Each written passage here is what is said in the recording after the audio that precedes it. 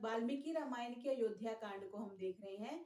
कल हमने 36वें सर्ग में देखा था कि श्री रामचंद्र जी मध्य रात्रि में तमसा नदी के किनारे अयोध्या वासियों को सोया छोड़कर रथ से वो वन के लिए प्रस्थान कर लिया था उन्होंने, क्योंकि अयोध्या वासी उनको जाने नहीं दे रहे थे। इसलिए जैसे हम कई बार देखते हैं कि किसी से बचने के लिए उसको मतलब अवॉइड करते हैं, तो इस तरह वो मध्य रात्रि में ही वन में चले गए थे। आज हम 37वें सर्ग से प्रारंभ कर रहे हैं। इसमें है कि नगर वासियों का विलाप करते हुए अयोध्या लौटना। प्रभातायाम तु शर्वर्याम पौरास्ते राघवं विना कृपणः करुणा वाचो वदन्ति स्म मनस्विनः।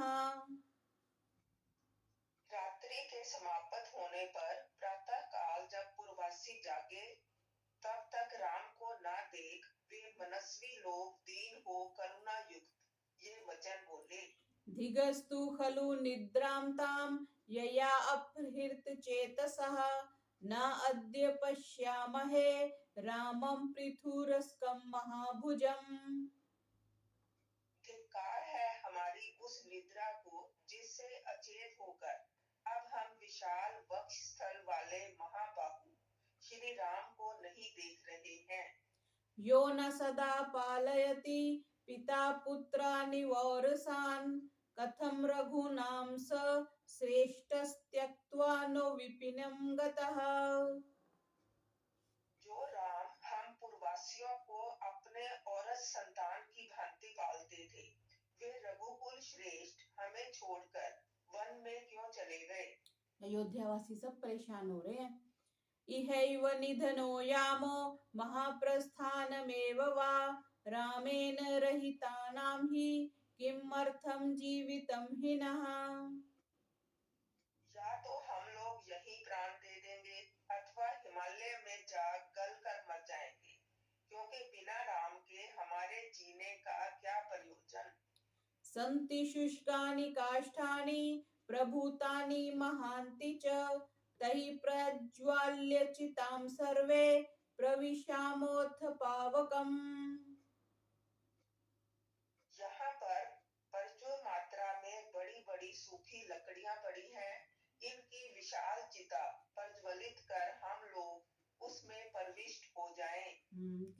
प्राण देने के विभिन्न तरीके है ना, तो कह रहे हैं हिमालय में जाकर के हम जल गल जाएंगे या हम बड़ी सारी चिता बना के उसमें अपने प्राण दे देंगे।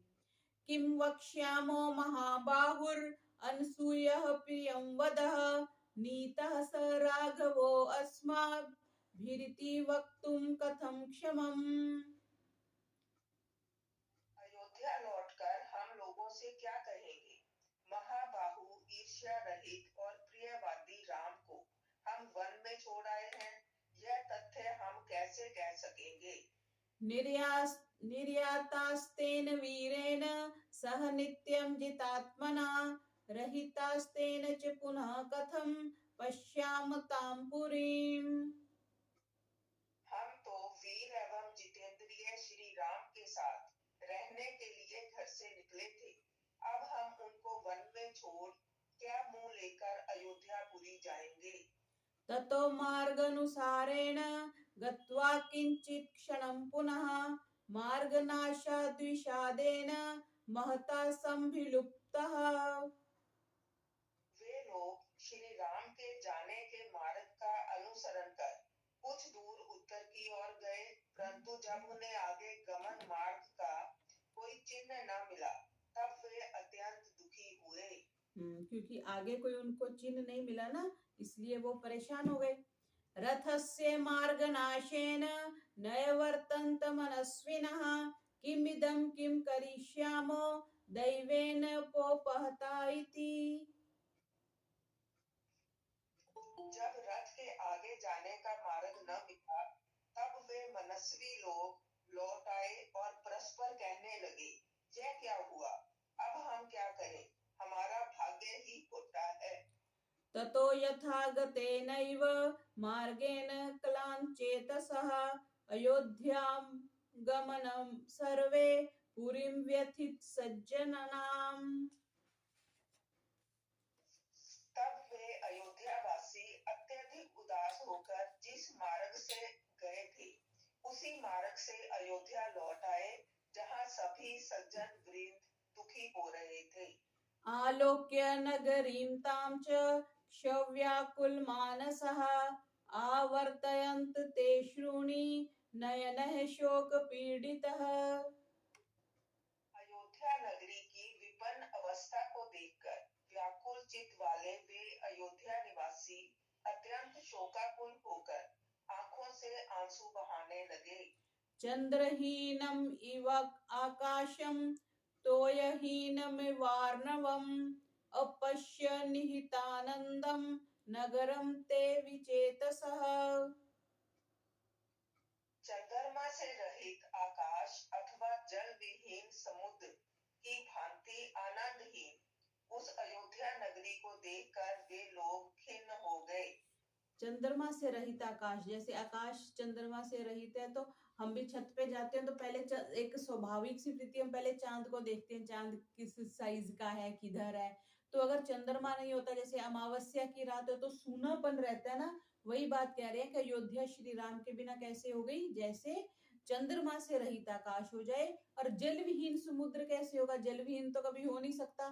तालाब भी अगर कोई सूख जाता है तो उसकी क्या स्थिति होती है, कीचड़ कीचड़ हो जाता है, गंदा गंदा हो जाता है। तो जल विहीन, जैसे जल के किसी स्रोत का कोई औचित्य नहीं रह जाता, वैसे ही अयोध्या नगरी हो गई। आगे 38वां सर्ग, गुह से भेंट। रामोऽपि रात्रिशेषेण तेनैव महन्तरं जगाम पुरुषव्याघ्रः पितुर्राज्यमनुस्मरन्। उधर रात्रि व्यतीत होते होते श्री राम भी अपने पिताजी की आज्ञा का स्मरण करते हुए बहुत दूर निकल गए। तथैव गच्छतस्य व्यपायाद्रजनीशिवा उपास्य स शिवां संध्यां विश्यान्तं व्यगाहत। चलते चलते कल्याणमयी रात्रि व्यतीत हो गई। तब प्रातः काल की मंगलमयी संध्या उपासना करके वे फिर चलने लगे और उत्तर कोसल की दक्षिण सीमा पर पहुंच गए। पहले उत्तर की तरफ श्री राम ने थोड़ी देर रथ वैसे चलवाया था, फिर दक्षिण में गए थे। फिर अब कह रहे हैं कि उत्तर कोसल की दक्षिण सीमा पर वो पहुंच गए, लेकिन उन्होंने प्रातः काल की संध्या उपासना करी। पहले रात्रि में भी उन्होंने संध्या की सायंकाल की करी थी और अब प्रातः काल की भी करी। तो जैसे वो रोजड़ से पोस्टर मिलते हैं ना कि श्री कृष्ण यज्ञ करते हुए, और श्री कृष्ण का पोस्टर एक मिलता है कि वो दैनिक यज्ञ करते हुए, तो श्री राम भी संध्या उपासना करते थे। अब जो हम श्री राम जी की पूजा करते हैं तो यहाँ पे भी एक बात आती है ना कि श्री राम किसकी संध्या करते थे, क्या वो अपनी संध्या करते थे? अपनी तो नहीं करते हो सकते ना। तो यही से पता चलता है कि श्री राम एक महापुरुष थे, हम उनको देवता के रूप में देखते हैं, लेकिन वो भी किसी ना किसी की संध्या उपासना तो करते थे। ये प्रमाण है हमारे पास वाल्मीकि रामायण का। ततो वेद श्रुतिम नाम शिववारी वहां नदीम उत्तीर्या अभिमुखा प्रायाद्गस्त्या अध्युषितां दिशम। तदंतर वे वेद श्रुति बेसवा नामक निर्मल जल से पूर्ण नदी को पार कर अगस्त्य नक्षत्र से सेवित दक्षिण दिशा की ओर चले। पहले तमसा नदी पार करी, ये नोट डाउन करते रहेंगे जी। दूसरी नदी आई है बेसवा। ये मेन पॉइंट लिखते रहेंगे तो फिर हमें स्मरण करने में इजी रहेगा। वेद श्रुति भी उस नदी का नाम था, और बेसवा पूर्व नदी को पार कर अगस्त्य नक्षत्र से सेवित दक्षिण दिशा की ओर चले। गत्वा तु सुचिरं कालं ततः शिव जलां नदीं गोमतीं गोयुतानुपां मत्सरासांगरंगमाम्। फिर बहुत देर तक चलने के पश्चात उन्होंने निर्मल शीतल जल वाली और सागर में जाकर मिलने वाली तथा जिसके तट पर गो समूह विचरण कर रहा था उस गोमती नदी को पार किया। तीसरी नदी उन्होंने गोमती नदी पार करी। तमसा, बेसवा और गोमती। गोमतीं चापि अतिक्रम्य राघवा शीघ्र गई हरयि मयूर हंसाभिरुताम ततारस्यन्दिकाम नदीम। गोमती नदी को पार कर श्री राम ने अत्यंत वेगवान घोड़ों से युक्त रथ में बैठकर मयूर तथा हंसों से शब्दायमान स्यंदिका अर्थात सई नदी को पार किया। चौथी नदी आ गई सई। स महिम मनुना राज्य दत्तामिक्ष्वाकवे पुरा सफीताम राष्ट्रविताम रामो वैदेही मन्वदर्शयत्। स्यंदिका नदी पार कर श्री राम ने सीता जी को वह भूमि दिखाई जो महाराज मनु ने अपने पुत्र इक्ष्वाकु को दी थी। वह बहुत विस्तृत थी और उस पर अनेक राष्ट्र बसे हुए थे। अच्छा, अब ये स्यंदिका नदी कहाँ है? ये आजकल तो इसका नाम सुनने को नहीं मिलता। स्यंदिका नदी पार करके वो जमीन जो महाराज मनु ने इक्ष्वाकु जी को दी थी। ततो धान्य धनोपेतान ब्रह्म घोषा अभिनादिदात रथेन पुरुषव्याघ्रः कौसलान्नत्य वर्तत। तदंतर श्री राम धन धान्य से भरपूर वेद ध्वनि से गुंजायमान कौशल देश की सीमा से पार हुए। तो ये नदियां अयोध्या के आसपास ही कहीं होंगी क्योंकि अब उन्होंने कौशल देश को पार किया। तत्र पथगाम दिव्याम शिवतोयाम शैवलाम ददर्श राघवो गंगा पुण्याम ऋषि निषेविताम। चलते चलते श्री राम ने कौशल राज्य की दक्षिण सीमा पर पवित्र शीतल जल युक्त तथा शैवाल रहित 3 पथों में बहने वाली ऋषियों से सेवित दिव्य तथा रमणीय गंगा को देखा। शैवाल ये जो काई होती है ना उसको बोलते हैं। गंगा जी में शैवाल नहीं लगती ना, काई नहीं लगती गंगा जी में। तो वो कह रहे हैं कि उनकी 3 पथों में बहने वाली, अच्छा, ऋषियों से सेवित दिव्य तथा रमणीय गंगा को देखा। ताम मूर्मि कलिलावर्ताम अन्ववेक्ष्य महारथः सुमंत्रम ब्रवीत सूतमी हैवाद्य वसामहे। नाना प्रकार की लहरियों और तरंगों से युक्त उस गंगा को देखकर महारथी राम ने सुमंत्र से कहा, हे सूत, आज हम यहीं निवास करेंगे। लक्ष्मणश्च सुमंत्रश्च बाढ़मिति एव राघवम् उक्त्वा तमिंगुदी वृक्षं तदो उप्येतुर्हयै। श्री राम के ये वचन सुन लक्ष्मण और सुमंत्र ने कहा, बहुत अच्छा, और वे रथ को इंगुदी के वृक्ष के पास ले गए। ये इंगुदी कौन सा वृक्ष होता है भाई? इंगुदी ये देखना पड़ेगा। रामो अभियाय तम रम्यम वृक्षमिक्ष्वाकुनन्दनः रथादवातरत् तस्मात् सभार्यः स लक्ष्मणः। इक्ष्वाकु नंदन श्री राम उस रमणीक वृक्ष के पास पहुंच सीता और लक्ष्मण सहित रथ से उतर पड़े। ये इमली तो नहीं हो सकता ना, इंगुदी। तत्र राजा गुहो नाम रामस्य आत्मसमः सखा निषाद जातयो बलवान स्थपतिश्चेति विश्रुतः।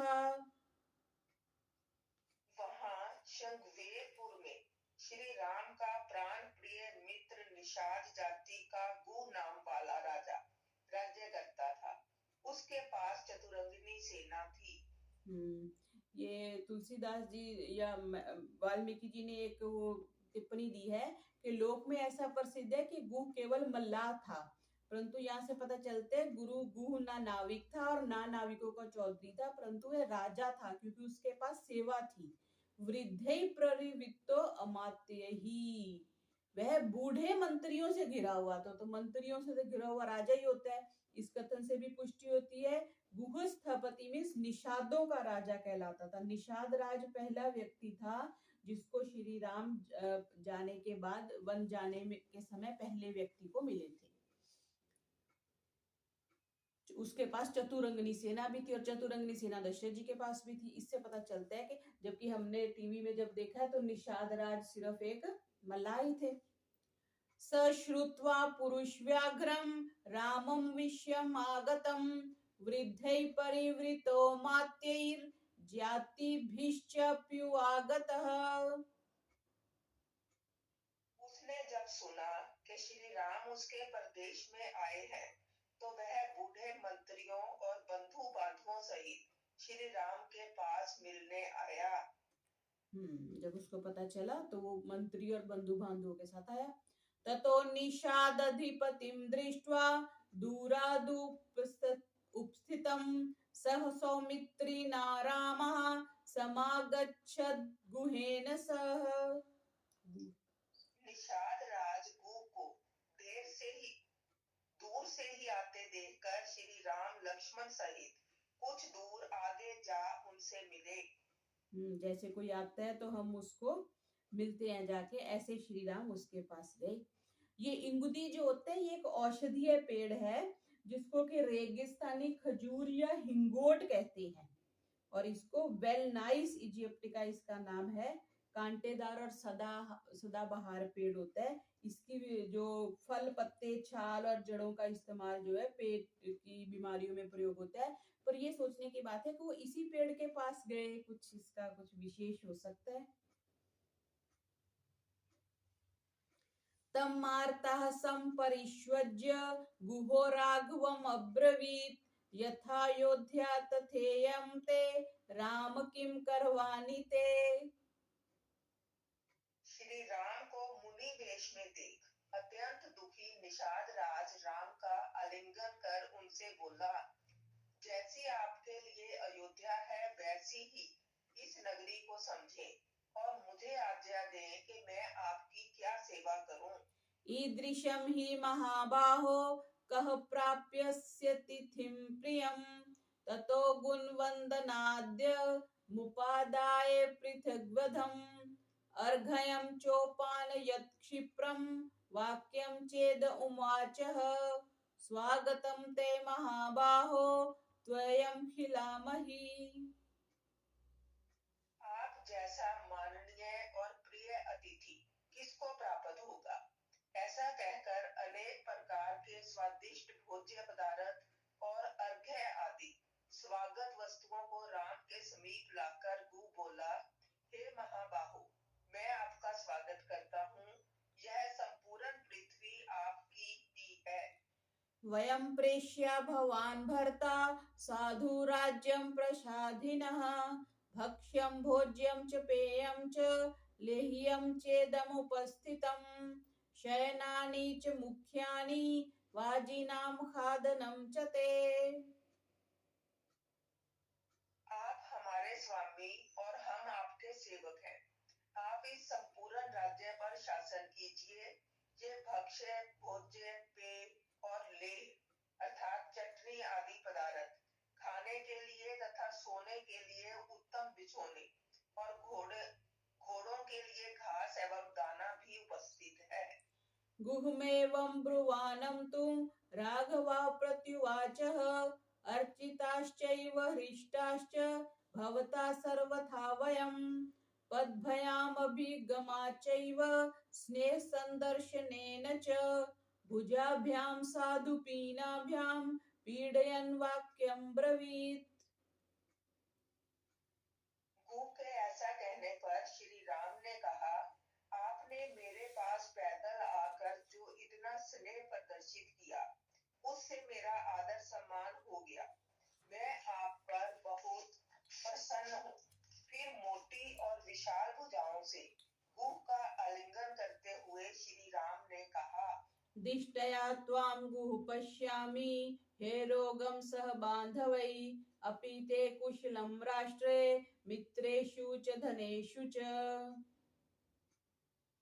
हे गु, आपको बंधु बांधवों सहित निरोग देखकर मैं बहुत प्रसन्न हुआ हूँ। आपके राष्ट्र में मित्रों में तथा इस वन के भूभाग में कुशल तो है।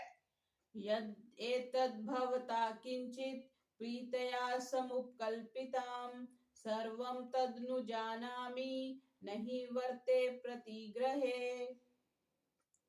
मेरे लिए बड़े प्रेम से आप जो वस्तुएं लाए हैं, मैं उन सबको स्वीकार करता हूँ, परंतु इन दान की वस्तुओं का मैं उपयोग नहीं करूंगा। कुशचीराजिनद्धरं फलमूलाशिनं च मां विद्धि प्राणिहितं धर्मे तापसं वनगोचरम्। मैं तो कुश चीर और मृग चरम धारण करता हूँ तथा फल एवं कंदमूल खाता हूँ। इस समय आप मुझे वनवासी तपस्वियों के धर्म में दीक्षित समझें। क्योंकि वो भोजन चटनी आदि लाए थे ना, तो चटनी जो है वो राजसिक गिना जाता है। हमें अच्छी तो लगती है, हम उसके बिना भोजन नहीं करते। चटनी हो गई, अचार हो गया, ये राजसिक भोजन है। तो इसलिए श्री राम मना कर रहे हैं कि मैं तो फल और कंदमूल ही खाऊंगा। और जो बिछौने लाए और उत्तम वो लाए, तो बोलते वो तो मैं तो कुशा का वस्त्र और मृग चर्म ही पहनता हूँ। अश्वाणाम खादनेन हमर्थी नान्येन केनचित् एतावतात्र भवता भविष्यामि सुपूजितः। आपकी इन वस्तुओं में से मैं केवल घोड़ों के खाने की वस्तुओं को ही स्वीकार करूंगा, अन्य कोई वस्तु नहीं। केवल इतने ही से मैं आपके द्वारा अपने को सम्मानित समझूंगा।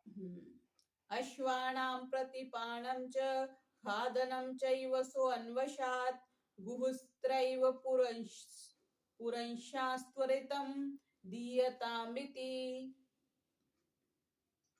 यह सुन गु ने अपने नौकरों को आज्ञा दी कि घोड़ों के खाने पीने की संपूर्ण वस्तुएं इन्हें तुरंत प्रदान करो। ततश्चिरोत्तर उत्तरासंगः संध्यामन्वास्य पश्चिमां जलमेवाददे भोज्यं लक्ष्मणेन हृतं स्वयं। तदंतर वल्कल का दुपट्टा ओढ़े हुए श्री राम ने सायंकाल की संध्या समाप्त की। उस दिन लक्ष्मण जी द्वारा लाए गए जल को ही उन्होंने भोजन के रूप में स्वीकार किया। एक रात पहले भी उन्होंने सिर्फ जल ही लिया था, अगले दिन भी बस जल ही लिया है और भोजन नहीं लिया। दिन का तो इन्होंने नहीं लिखा, लेकिन रात्रि में सिर्फ उन्होंने जल लिया संध्या के बाद। तस्य भूमो शयानस्य पादौ प्रक्षालये लक्ष्मणः सभा आर्यस्य ततो अभ्येत्य तस्थौ वृक्षमुपाश्रितः। जब श्री राम और सीता इंगुदी के वृक्ष के नीचे भूमि पर लेट गए, तब लक्ष्मण ने जल लाकर दोनों के पैर धोए और वहीं वृक्ष के समीप बैठ गए। गुहोऽपि सह सूतेन सौमित्रिमनुभाषयन् अन्वजाग्रततो रामम् अप्रमतो धनुर्धरः। निषाद राजगु सुमंत्र और लक्ष्मण के साथ बातचीत करता हुआ धनुष बाण लेकर राम की रक्षा में तत्पर रात्रि भर जागता रहा। ऐसा भी बार बार भी आएगा ना कि लक्ष्मण जी रात्रि भर जाग करके उनकी सुरक्षा करते थे, उनका पहरा देते थे। यहाँ कल की रात्रि में भी आया कि वो सुमंत्र के साथ लक्ष्मण जी जागते रहे, आज भी आया। और कल भी आया था कि उन्होंने सिर्फ जल लिया था, और आज भी जल लिया था। आगे 39वां सर्ग शुरू हो रहा है, गुह और लक्ष्मण का वार्तालाप। तम जाग्रतम दंभेन भ्रातुरर्थाय लक्ष्मणं गुहा संताप संतप्तो राघवं वाक्यं ब्रवीत। लक्ष्मण से, जो भाई की रखवाली करते हुए बड़ी सावधानी से जाग रहे थे, गु संतप्त होकर बोला, इयं तात सुखाशय्या त्वदर्थमुपकल्पिता प्रत्याश्वसिहि साध्वस्यां राजपुत्र यथा सुखम्। हे लक्ष्मण, तुम्हारे सोने के लिए यह शैया तैयार है। हे राजकुमार, आप इस पर सुख पूर्वक विश्राम करें। उचितो अयं जनः सर्वः कलेशानां त्वं सुखोचितः गुप्त्यर्थं जागरिष्यामः काकुत्स्थस्य वयं निशाम्। मैं हर प्रकार के कलेश सहने का अभ्यासी हूँ और आपका जीवन सुख में व्यतीत हुआ है, अतः आप सो जाइए। हम लोग श्री राम की रक्षा के लिए रात भर जागेंगे। न हि रामात् प्रियतरो ममास्ति भुवि कश्चन ब्रवीमि एतद् अहं सत्यं सत्येनैव च ते शपे।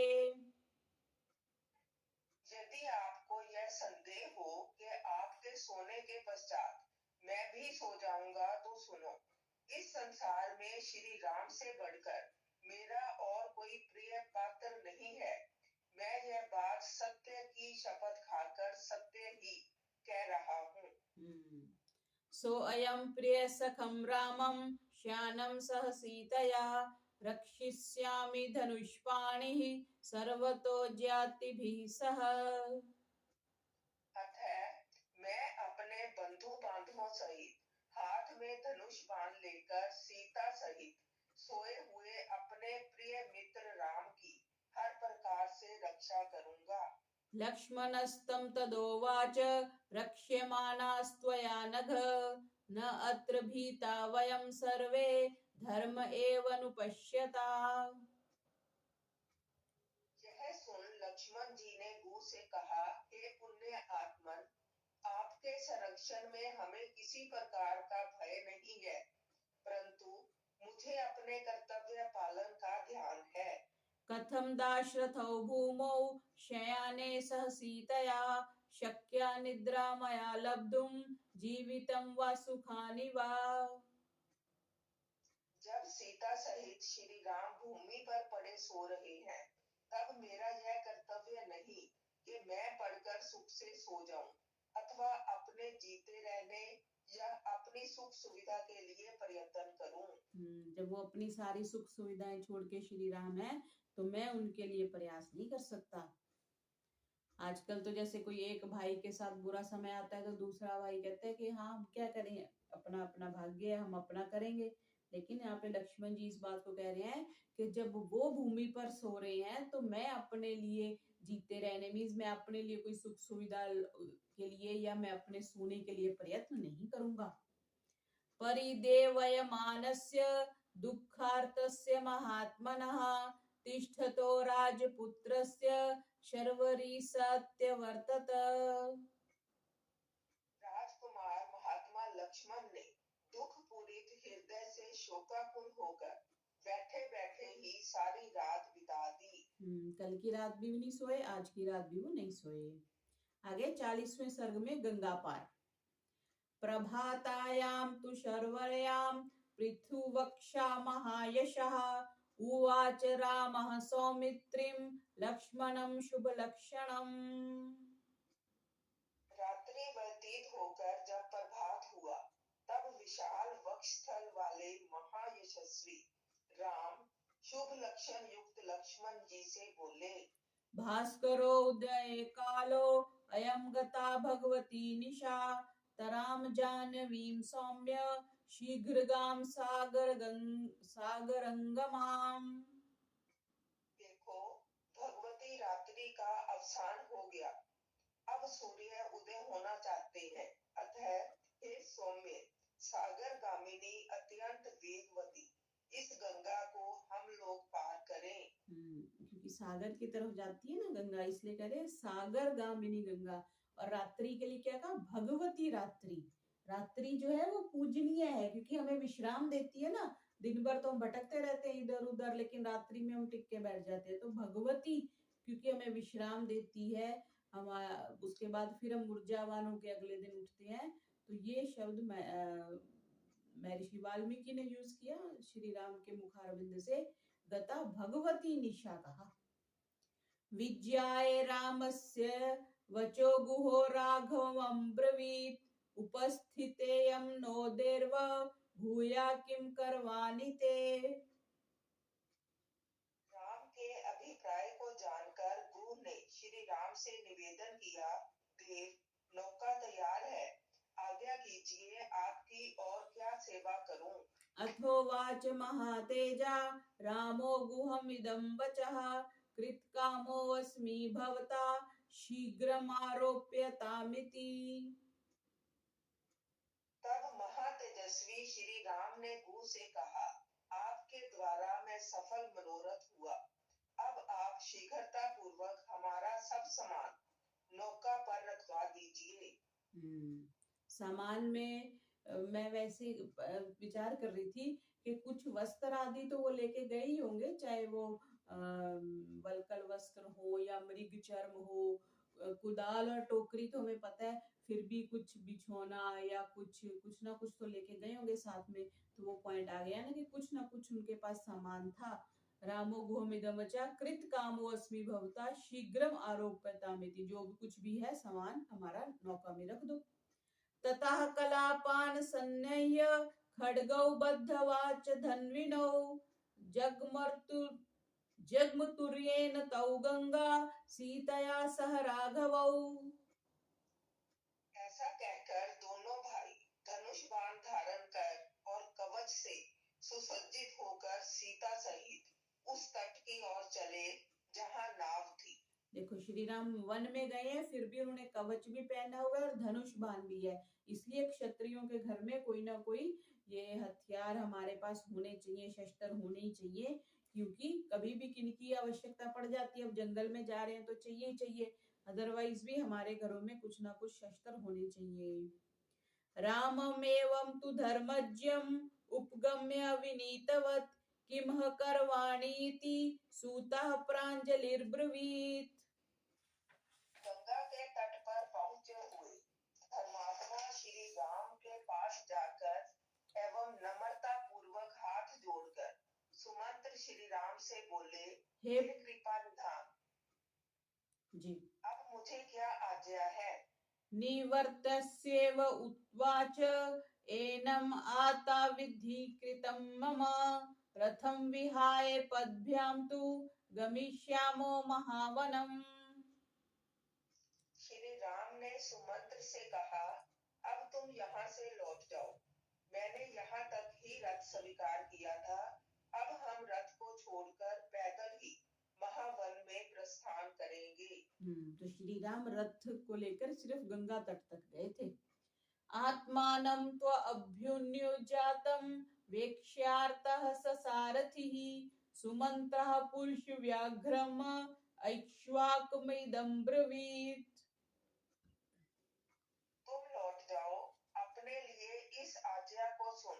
सुमंत्र अत्यंत दुखी हो नर केसरी इक्ष्वाकु वंशीय श्री राम से बोले, न मन्ये ब्रह्मचर्येऽस्ति स्वधीते वा फलोदयः मार्दवार्जवयोर्वापि त्वां चेद्वयसन्मागतम्। यदि आप वनवास को कष्टमय समझ वन में न आते तो मैं आप लोगों के ब्रह्मचर्य पालन, वेद अध्ययन, दयालुता और नम्रता को निष्फल ही समझता। सुमंत्र क्या कह रहे हैं कि अगर आप वन में नहीं आते तो, क्योंकि पहले आपने ब्रह्मचर्य का पालन किया, आप गुरुकुल में रहे, आपने वेद अध्ययन किया, आप दयालु हैं, नम्रता है, तो फिर वो वेस्ट हो जाता। क्योंकि हम यही समझते हैं ना कि जैसे पिता की आज्ञा का पालन किया, ब्रह्मचर्य का पालन किया, तो कोई भी कष्ट सहने के लिए व्यक्ति उस काल में तैयार हो जाता है। तो वो सुमंत्र ने अपनी बात रखी यहाँ पे। सह राघव वैदेह्या भ्रात्रा च एव वने वसन् त्वं गतिं प्राप्स्यसे वीर त्रिलोकांस्तु जयन्निव। हे राघव, लक्ष्मण और सीता सहित वन में वास करने से आपकी संसार में वैसी ही कीर्ति होगी जैसी कि तीनों लोकों को जीतने से किसी की हो सकती है। वयं खलु हता राम ये त्वयाप्यवंचितः कैकेय्या वश्मेष्यामः पापया दुःखभागिनः। हे राम, आपके त्याग देने से हम लोगों का तो अब मरण ही है, क्योंकि हम अभागों को अब क्रूर कर्मा पापिनी कैकेयी के वश में रहना पड़ेगा। क्योंकि अब तो वो राजमाता हो गई ना, तो वो कह रहे हैं कि अब तो उसके वश में रहना पड़ेगा। इति ब्रुवन्नात्मसमं सुमन्त्रः सारथिस्तदा दृष्ट्वा दूरगतं रामं दुःखार्तो रुरुदे चिरम्। इस प्रकार अपनी प्रतिष्ठा के अनुकूल व्याकुल बोलते हुए। सारथी सुमंत्र श्री राम का बहुत काल तक वन जाना निश्चित जान दुखी हो चिरकाल तक रोते रहे।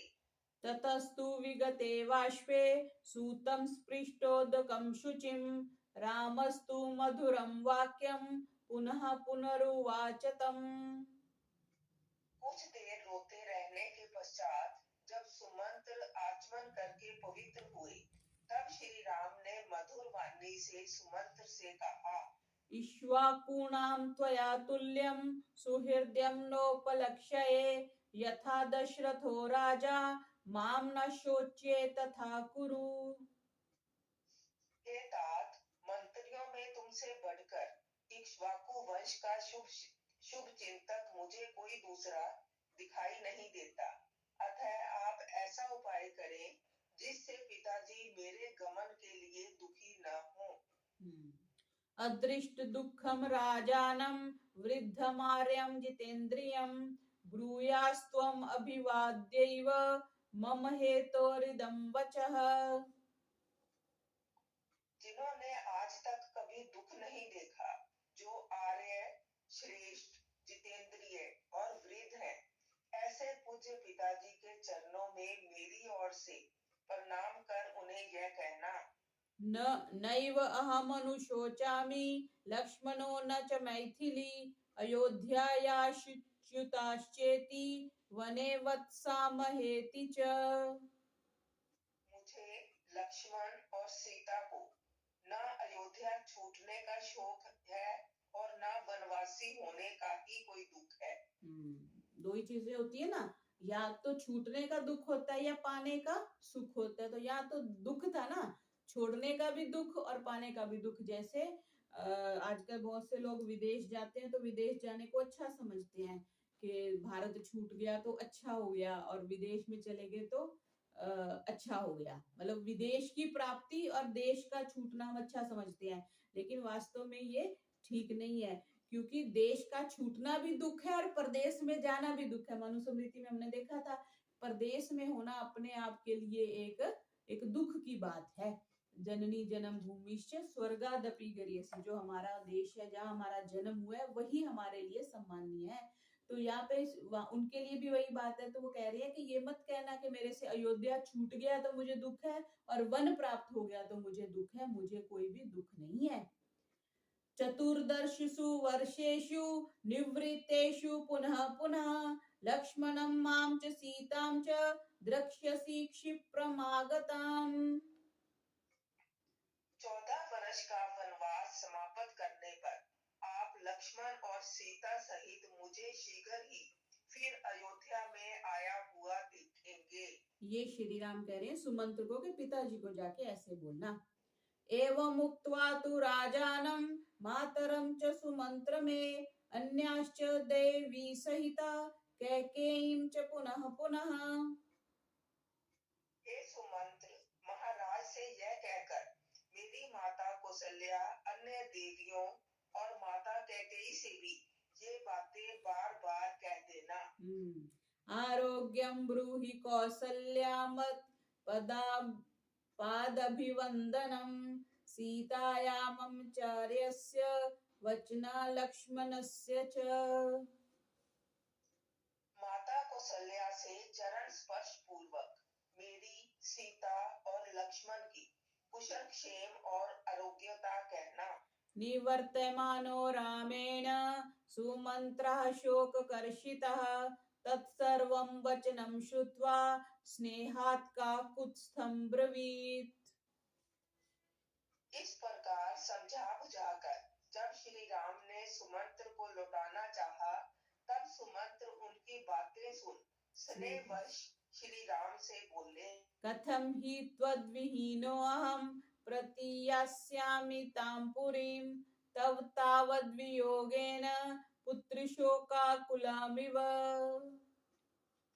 हे राम, जो अयोध्या नगरी आपके वियोग से पुत्र वियोग के समान व्याकुल हो रही है, उस नगरी में मैं आपके बिना लौटकर कैसे जाऊंगा।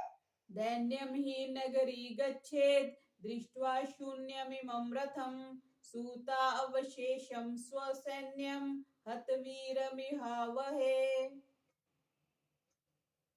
इस शून्य रथ को देखकर संपूर्ण अयोध्या नगरी इस प्रकार दीनता को प्राप्त हो जाएगी, जिस प्रकार संग्राम में महारथी के मर जाने पर सूत अवशेष रथ को देखकर सेना की होती है। सूत अवशेष रथ मीन्स महारथी की जब डेथ हो जाती है, वीरगति को जो महारथी है प्राप्त हो जाते हैं, तो वो रथ खाली हो जाता है ना। तो वही बात कह रहे हैं कि ऐसे मैं खाली रथ लेके अयोध्या में कैसे जाऊंगा। अहम किम चापि वक्ष्यामि दैवीं तम सुतो मया नीतो असौ मातुलकुलम संतापम मा कृथा इति। अयोध्या में जाकर मैं देवी कौशल्या से क्या कहूंगा? क्या मैं यह कहूं कि मैं तुम्हारे पुत्र को मामा के घर पहुंचा आया हूं, अब आप शोक ना करें। तन्न शक्ष्याम्यहं गन्तुम् अयोध्यां त्वदृतेन घ वनवासानुयानाय मामनुज्ञातुमर्हसि। हे अनघ, मैं आपके बिना अयोध्या नहीं लौटूंगा। आप मुझे भी अपने साथ वन में चलने की आज्ञा प्रदान कीजिए। ये कौशल्या जी का जो मायका है ना, मतलब कौशल्या जी कहते हैं कि पंजाब की थी, और इधर शायद गुरदासपुर के पास एक गांव है कोई, उसमें कहते हैं कि ये कौशल्या माता का हवेली या कुछ घर वहां पर है। तो ये पर क्योंकि अभी उसने बोला ना कि मैं ये बोलूंगा कि मैं तुम्हारे पुत्र को मामा के घर पहुंचाया हूँ, तो ये पिछले दिनों कुछ ऐसे ही मैंने नेट पे देखा था कि शायद वो है, प्रमाणित है। वो बता रहे थे कि श्री राम जी के नाना का घर मतलब यहाँ पर है। यदि मे याचमानस्य त्यागमेव करिष्यसि सर्थो अग्निं पर्यवेक्ष्यामि त्यक्तमात्र इह त्वया। यदि इतना गिड़गिड़ाने पर भी आप मेरा त्याग ही करेंगे, तो आपके द्वारा परित्यक्त मैं रथ सहित अग्नि में प्रविष्ट हो भस्म हो जाऊंगा। प्रसीदेच्छामि ते अरण्यं भवितुं प्रत्यन्तरः प्रीत्या अभिहितमिच्छामि भव मे प्रत्यन्तरः। आप प्रसन्न हो और मुझे अपना अनुचर बनाकर अपने साथ ले चले। आप प्रसन्नता पूर्वक मुझे कह दें, हे सुमंत्र, तुम मेरे साथ वन को चलो। देखो कितना प्रेम करते हैं ना। आजकल तो किसी में इतना प्रेम दिखता ही नहीं है। वो कितने मतलब लालायित है कि तुम किसी तरह मेरे को साथ ले चलो। पहले अयोध्या वासी साथ आ गए कि हम साथ ही जाएंगे, वो स्नेह तो धीरे धीरे कम ही होता जा रहा है। वनवासे क्षयं प्राप्ते ममैष हि मनोरथः यदनेव रथेनैव त्वां वहेयं पुरीं पुनः। मेरी यह परम अभिलाषा है कि वनवास की समाप्ति पर मैं इसी रथ में बैठाकर आपको अयोध्यापुरी में ले चलूं। एवं बहुविधं दीनं याचमानं पुनः पुनः रामो भृत्यानुकंपी तु सुमंत्रमिदं ब्रवीत्। सुमंत्र के इस प्रकार दीनता पूर्वक बार बार प्रार्थना करने पर भृत्य वत्सल श्री राम सुमंत्र से बोले। भृत्य अनुकंपी, भृत्य कहते हैं नौकर चाकर जो अपने नीचे काम करने वाले, उनके वत्सल, उनको प्रेम करने वाले, उनको स्नेह करने वाले श्री राम जी ऐसा बोले। जानामि परमां भक्तिं मयि ते भर्तृवत्सल वत्सल शिणु चापि यदर्थं त्वां प्रेष्यामि पुरीमितः। हे स्वामी भक्त सुमंत्र, अपने प्रति तुम्हारे अनुराग को मैं भली भांति जानता हूँ, परंतु मैं जिस कारणवश तुम्हें अयोध्या भेज रहा हूँ उसे सुनो। नगरीं त्वां गतं दृष्ट्वा जननी मे यवीयसी कैकेयी प्रत्ययं गच्छेत् इति रामो वनं गतः। तुम्हारे अयोध्या लौटने पर तुम्हें देखकर मेरी मछली माता कैकेयी को यह विश्वास हो जाएगा कि राम वन को चला गया। हाँ, नहीं तो वो सोचेंगे कि रथ में गए हैं तो रथ में मामा के घर चले गए होंगे, सीता जी के वहां जनकपुर में चले गए होंगे, तो कहीं भी किसी राजा के यहाँ चले गए होंगे, तो कह रहे हैं तुम वापिस जाओगे, तो उनको कंफर्म, जैसे कोई हम किसी को स्टेशन पे चढ़ाने भेजते हैं तो वापिस आके पूछते हैं ट्रेन मिल गई थी, ट्रेन समय पे आ गई थी, तो हमें तसल्ली हो जाती है कि वो व्यक्ति उनको ट्रेन में चढ़ा के आ गया। तो इस पॉइंट से श्री राम जी उनको बोल रहे हैं कि तुम वापिस जाओ। परितुष्टा हि सा देवी वनवासं गते मयि राजानं नातिशंकेत मिथ्यावादिति धार्मिकम्। मेरे वन गमन का विश्वास होने पर वह संतुष्ट हो जाएगी और पूज्य पिताजी के धार्मिक और सत्यवादी होने में भी उसे कोई शंका नहीं रहेगी। अपने से ज्यादा उनको पिताजी के सत्यवादी सिद्ध होने की ध्यान था। मम प्रियार्थम राज्यश्च सर्थस्त्वं पुरीं वज्र संदिष्ट चासी यानार्थम स्तान ब्रूयास्तथा तथा। हे सुमंत्र, मेरी तथा महाराज दशरथ की प्रसन्नता के लिए तुम अयोध्यापुरी लौट जाओ और मैंने जो जो संदेश जिस जिसके लिए दिए हैं वे सब उसके पास ज्यों के त्यों पहुंचा दो। इति उक्त्वा वचनं सूतं सांत्वयित्वा पुनः पुनः गुहं वचनं क्लीबो रामो हेतुम् अब्रवीत्। सुमंत्र को इस प्रकार बारंबार समझा बुझा और सांत्वना प्रदान कर श्री राम गु से ये उत्साहवर्धक एवं युक्ति युक्त वचन बोले। अब सुमंत्र के बाद गुह से श्री राम जी बात करें क्या? न इदानीं गुह योग्यो अयं वासो में सजने वने अवश्यम हि आश्रमे वासः कर्तव्यस्तद्गतो विधिः। हे निषाद, अब मेरे लिए ऐसे वन में जहाँ आत्मीय जन रहते हो रहना उपयुक्त नहीं। अब हम कहीं पर्णकुटी बनाकर उसमें वास करेंगे। यह गुह की उस बात का उत्तर है जो उसने अपने राज्य का शासन करने और वहीं रहने के लिए श्री राम से कही थी। वो तो ये कहेगा ना कि ठीक है, आपको अयोध्या से बाहर आने के लिए कहा है, आप मेरे राज्य में रहो, यहाँ शासन करो, तो ये बात रखी। तो श्री राम बोलते नहीं, मेरे को तो वन में ही पर्णकुटी बना के रहना है।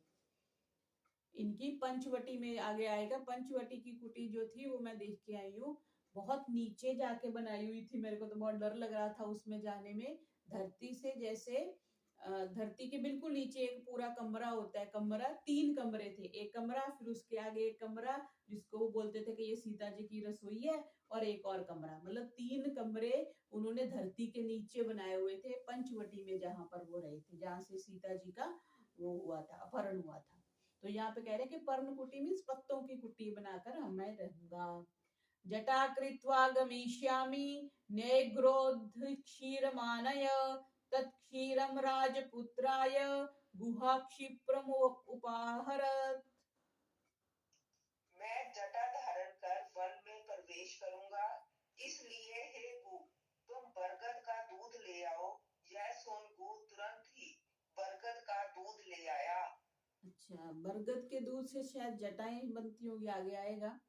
लक्ष्मणस्यात्मनश्चैव रामस्तेन करो जटा दीर्घ बाहुर्नरव्याघ्रो जटिल त्वम् अधारत। श्री राम ने उस बरगद के दूध से अपनी और लक्ष्मण की जटा बनाई। महाबाहु एवं पुरुष से श्री राम और लक्ष्मण जटा रखकर तपस्वी बन गए। हाँ, बाल तो, सिर के बाल तो लंबे रखने का विधान ही था, राजा लोग लंबे बाल तो रखते थे, लेकिन ये देखो ये नई बात हमें पता चली कि बरगद के दूध से उन्होंने जटाएं बनाई, अपनी अपनी बनाई और फिर लक्ष्मण की भी बनाई। जैसे हम छोटे बच्चे की भी चोटियां बनाते हैं ना, वैसे आप पिक्चराइज करोगे कितना सुंदर महर्षि वाल्मीकि ने एक एक चीज, है ना, कि हम पर्णकुटी बना के रहेंगे और अब हम जटा बनाएंगे, बरगद का दूध लाओ, कैसे वो बैठे होंगे, उन्होंने पहले लक्ष्मण की जटा बनाई होगी, फिर अपनी बनाई होगी। तौ तदा चीरवसनौ जटा मंडल धारिणौ अशोभितामृषसमो भ्रातरो राम लक्ष्मणौ। उस समय चीर वसन तथा जटा मंडल धारण करने वाले वे दोनों भाई ऋषियों की भांति सुशोभित हुए। ततो वैखान सम्मार्गम् आस्थितः स लक्ष्मणः व्रतमदिष्टवान् रामः सहायं गुहं ब्रवीत्। तदंतर श्री राम और लक्ष्मण वानप्रस्थ मार्ग का अवलंबन और ब्रह्मचार्य आदि व्रतों का धारण कर अपने सहायक निषाद राज से बोले। हाँ, क्योंकि वैसे तो दोनों गृहस्थी थे ना, श्री राम जी भी और लक्ष्मण जी भी, इसलिए बोला कि वानप्रस्थ मार्ग का अवलंबन किया और वैसे ब्रह्मचर्य आदि व्रतों का धारण कर लिया। अप्रमत्तो बले कोशे दुर्गे जनपदे तथा भवेथा गुह राज्यम ही दुरारक्षतम मतम। हे गो, तुम सेना, कोष, दुर्ग और राष्ट्र की रक्षा में सदा सावधान रहना, क्योंकि मेरी सम्मति में राज्य का संचालन और रक्षण बहुत कठिन कार्य है। तत्सम समनुज्याय गुहमिश्वाकुनन्दनः जगाम तूर्णं व्यग्रः स भार्यः स लक्ष्मणः। इस प्रकार गुह को समझाकर इक्ष्वाकु कुलनंदन श्री राम निश्चिंत होकर फुर्ती से सीता और लक्ष्मण के साथ घाट की ओर चल दिए। स तु दृष्ट्वा नदीतीरे नावम् इक्ष्वाकुनन्दनः तितीर्षु शीघ्रगां गंगाम् इदं लक्ष्मणं ब्रवीत्। गंगा नदी के तट पर नाव को उपस्थित थे श्री राम ने वेगवती गंगा को पार उतरने की इच्छा से लक्ष्मण जी से कहा। आरोह त्वं नरव्याघ्र स्थितितां नावमिमां शनैः सीतां चारोपन्यावक्षं परिगृहे मनस्विनीम्। हे नरकेसरी, सामने उपस्थित नौका पर मनस्विनी सीता को चढ़ाकर तुम भी इस पर सवार हो जाओ। सभ्रातु शासनं श्रुत्वा सर्वं प्रतिकूलयन् आरोप्य मैथिलीं पूर्वं रूरोहात्मवांस्ततः। भाई की ऐसी आज्ञा पा तदनुसार ही लक्ष्मण ने पहले सीता जी को नाव पर चढ़ाया और फिर स्वयं भी आरूढ़ हुए। अथ आरूरोह तेजस्वी स्वयं लक्ष्मण पूर्वजः ततो निषादति पतिर्गुहो ज्यातीन चोदयत्। तदंतर महातेजस्वी श्री राम स्वयं भी नाव पर चढ़े। सबके नाव पर सवार हो जाने के पश्चात गुह ने अपने बंधुओं को नाव चलाने की आज्ञा दी। राघवोऽपि महातेजा नावमारुह्य तां ततः ब्रह्मवत् क्षत्रवच्चैव जजाप हितमात्मनः। महातेजस्वी राम ने नाव पर बैठ ब्राह्मण और क्षत्रियों के सदृश अपने कल्याण के लिए नाव आरोहण संबंधी वेद मंत्रों का जप किया। वेद मंत्र है एक नौका में बैठते समय, जैसे यात्रा पे जाते समय कौन सा मंत्र बोलते हैं जी, बताओ किसको पता है? यात्रा पे जाने के टाइम स्वस्ति पंथा मनुचरेम सूर्या चंद्रमसाविव पुनर्धता जानता संगमे में इसका उच्चारण करते हैं। और नौका पर जब बैठते हैं तो ऋग्वेद के 10वें मंडल के 63वें का 9वां मंत्र है जो महर्षि दयानंद ने संस्कार विधि के विवाह प्रकरण में दिया है। अश्मवंती रीयते सम रभग्वम उत्तिष्ठत प्रतरता सखाय, ये बैठने के समय। और नौका से उतरने के समय मंत्र है अत्र जहाम ये असन्न सेवा शिवावन्यम उत्तरे माभिवाजान, ये उतरने के समय। और नौका में बैठने के समय सूत्रमानम पृथ्वी, जो अपने मंत्रों विशेष मंत्रों में आता है, सूत्रमानम पृथ्वीम द्यामने हसम सुशर्मानम अदितिम सुप्रणीतिम दैवीं नावम स्वरित्रामनागासम स्रंत विवारुहे मा स्वस्तये। स्वस्ति वाचन का मंत्रों में महर्षि दयानंद ने इसको इंक्लूड किया है। तो ये नाव में बैठने के समय देखो श्री राम ने इन वेद मंत्रों का जाप किया।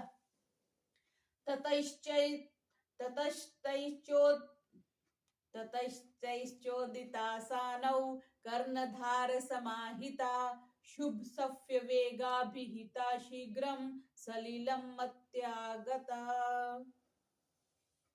कुशल नाविक द्वारा संचालित वह नौका वेगवान पतवार और डांडों के जोर से शीघ्रता पूर्वक जल में चलने लगी। तीरं तु दक्षिणं प्राप्य नावं हित्वा नरश्रभः प्रातिष्ठत् सह भ्रात्रा वैदेह्या च परन्तपः। शत्रु मर्दन पुरुषोत्तम श्री राम ने दक्षिण तट पर पहुंचकर नाव को छोड़ दिया तथा अपने भाई लक्ष्मण और सीता के साथ वहां से आगे के लिए प्रस्थान किया। अथाब्रवीन् महाबाहु सुमित्रानन्दवर्धनं भव संरक्षणार्थाय सजने विजनेऽपि वा। चलते हुए श्री राम ने लक्ष्मण से कहा, देखो, जन रहित स्थान हो या जन सहित, तुम सीता की रक्षा में सदा सावधान रहना। अग्रतो गच्छ सौमित्रे सीता त्वामनुगच्छतु पृष्ठतो अहं गमिष्यामि त्वां च सीतां च पालयन्। हे लक्ष्मण, तुम तो आगे चलो और तुम्हारे पीछे सीता चले। तुम्हारे दोनों के पीछे तुम्हारी रक्षा करता हुआ मैं चलूंगा। हाँ देखो, ये हमने वैसे भी देखा, जब चलते हैं या तस्वीर देखते हैं तो आगे लक्ष्मण जी हैं, फिर सीता जी हैं, फिर श्री राम जी हैं। श्रुत्वा रामस्य वचनं प्रतस्थे लक्ष्मणो अग्रतः अनन्तरं च सीताया राघवो रघुनंदनः। श्री राम के ये वचन सुन लक्ष्मण आगे, उनके पीछे सीता और सीता के पीछे श्री राम चले। स लोकपाल प्रतिम प्रभावस तीर्त्वा महात्मा वर्दो महानदीं तथा समृद्धान् शुभ शस्यमालिनः क्रमेण वत्सान् मुदितानुपागमत्। लोकपालों के समान अमित प्रभाव वाले तथा वर देने वाले महात्मा राम उस महानदी गंगा को पार करके थोड़ी ही देर में धन धान्य से समृद्ध रमणीय तथा प्रसन्न लोगों से परिपूर्ण वत्स देश में जा पहुंचे। वत्स देश में श्री राम जी गंगा पार करके पहुंचे। तो इस प्रकार आज हमने अयोध्या कांड के 40 सर्गों को देखा। बोलिए मर्यादा पुरुषोत्तम श्री रामचंद्र की जय।